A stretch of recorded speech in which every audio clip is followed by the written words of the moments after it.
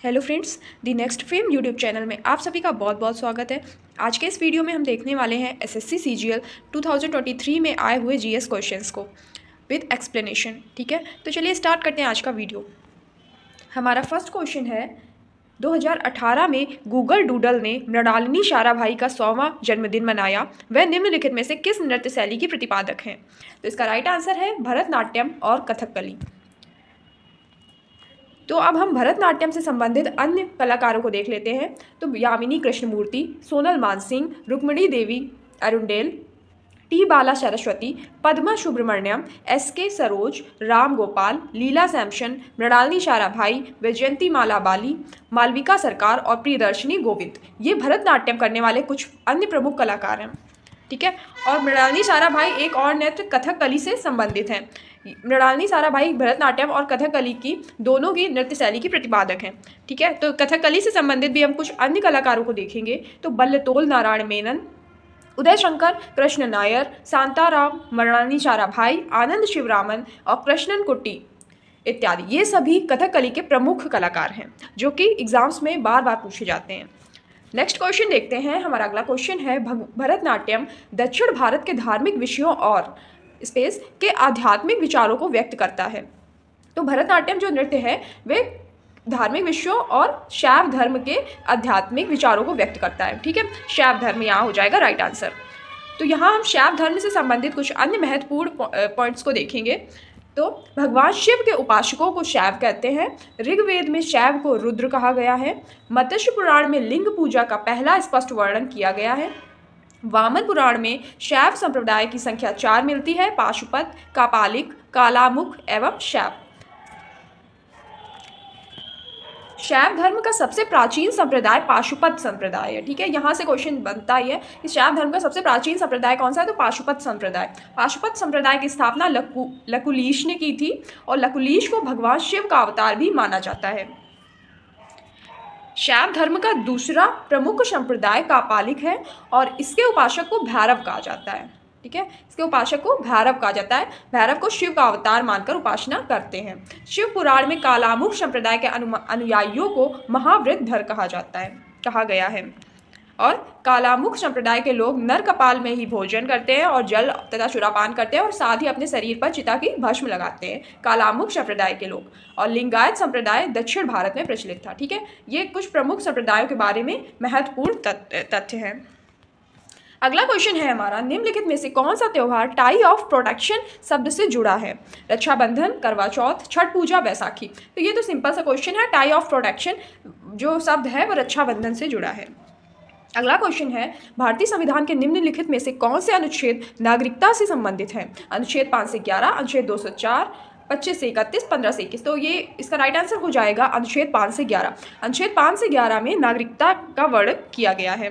तो अब हम नागरिकता संबंधित कुछ महत्वपूर्ण तथ्यों को देख लेते हैं। तो भारत में एकल नागरिकता का प्रावधान है। ठीक है, और भारतीय नागरिकता को भाग 2 में बताया गया है। भारतीय नागरिकता अधिनियम 1955 के अनुसार निम्न में से किसी एक के आधार पर नागरिकता प्राप्त की जा सकती है। जैसे जन्म से नागरिकता प्राप्त की जा सकती है। प्रत्येक व्यक्ति जिसका जन्म संविधान लागू होने अर्थात 26 जनवरी 1950 को या इसके पश्चात भारत में हुआ है, वह जन्म से भारत का नागरिक होगा।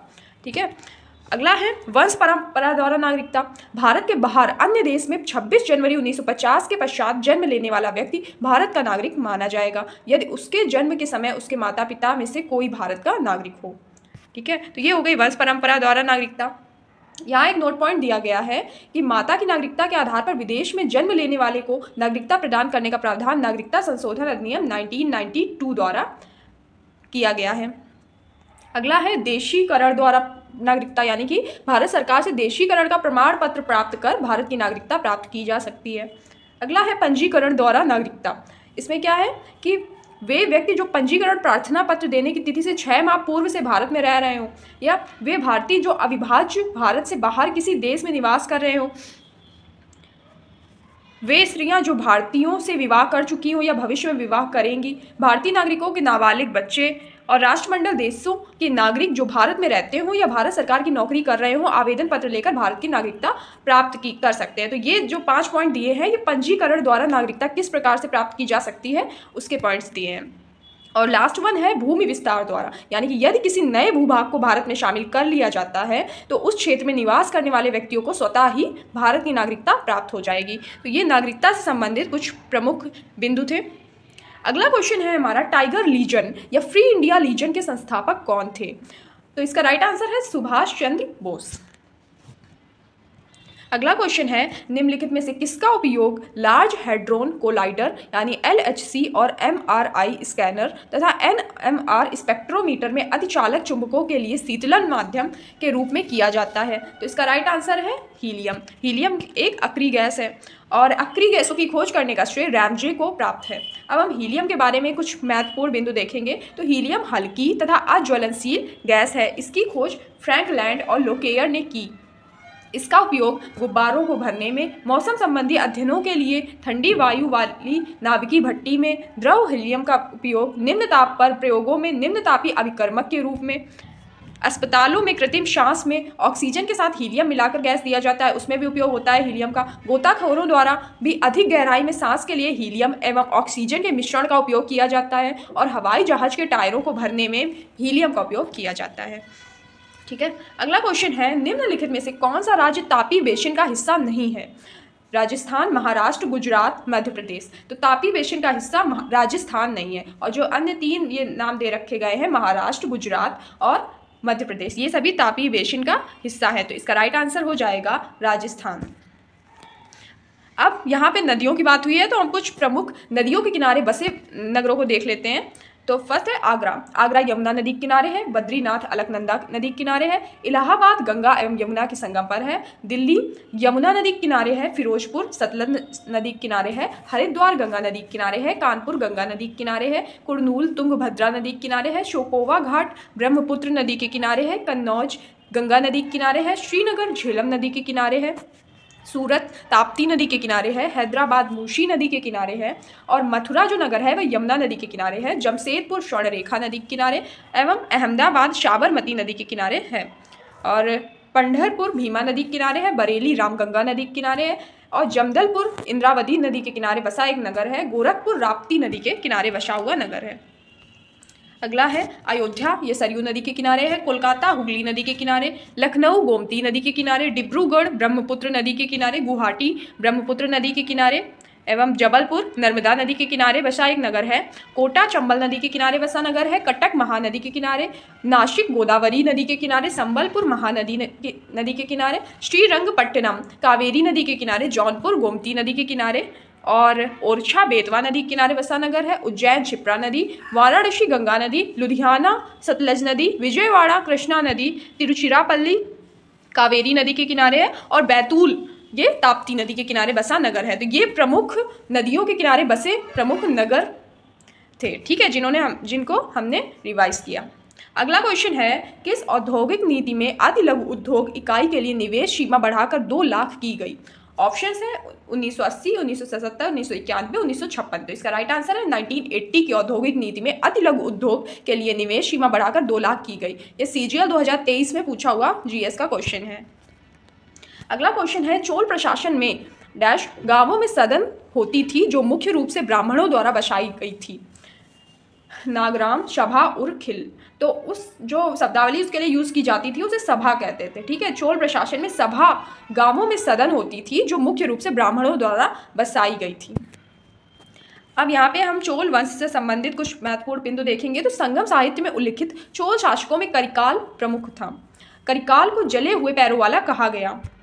कालांतर में विजयालय ने पल्लव वंश के अवशेषों पर चोल वंश की स्थापना की। इस वंश की राजधानी तंजौर थी। विजयालय ने तंजौर पर अधिकार करके नरकेसरी की उपाधि धारण की। Parantaka first, Rajaraja first, Rajendra first, Rajendra second एवं कुलोतुंग चोल वंश के प्रमुख राजा हुए। राजराज फर्स्ट ने श्रीलंका के उत्तरी भाग पर अधिकार करके नए प्रांत मुम्मा डिचोल मंडलम की स्थापना किया तथा इसकी राजधानी पोलंदरुआ को बनाया। राजराज प्रथम ने तंजौर में बृहदेश्वर या राजराजेश्वर मंदिर का निर्माण करवाया था। राजेंद्र प्रथम ने बंगाल के शासक महिपाल को पराजित कर गंगै कोंड चोल की उपाधि धारण की और बंगाल विजय के उपलक्ष्य में नवीन राजधानी गंगै कोंड चोलपुरम की स्थापना की तथा उसके निकट चोल गंगम नामक तालाब बनवाया। तो ये चोल वंश से संबंधित कुछ महत्वपूर्ण बिंदु थे। ठीक है, और हमारा जो लास्ट क्वेश्चन है वो एक क्वेश्चन ये पूछा गया था कि स्तंभ 1 में वर्ग दे रखे गए हैं और ये बायोलॉजी का क्वेश्चन है और इसके सामान्य नाम क्या है। इसमें मेन ये जो शैवाल दे रखे गए हैं उनके जो वर्ग हैं कि कौन सा शैवाल किस वर्ग में आता है, तो वो क्वेश्चन था। तो जल्दी से हम देख लेते हैं। तो क्लोरोफाइशी, तो क्लोरोफाइशी का जो वर्ग है उसका सामान्य नाम हरी शैवाल है। ठीक है, और जो सेकेंड है फियोफाइसी, फियोफाइसी का जो सामान्य नाम भूरा शैवाल है। रोडोफाइसी, इसका सामान्य नाम लाल शैवाल है। और शाइनोफाइसी, इसका सामान्य नाम नीले हरे शैवाल है। तो ये क्वेश्चन थोड़ा सा टफ पूछा गया था। तो आज के लिए इतना ही। Thank you so much guys for watching this video, and आपको अगर ये वीडियो अच्छा लगा हो तो वीडियो को लाइक जरूर करें। Thank you so much guys for watching this video, and जय हिंद।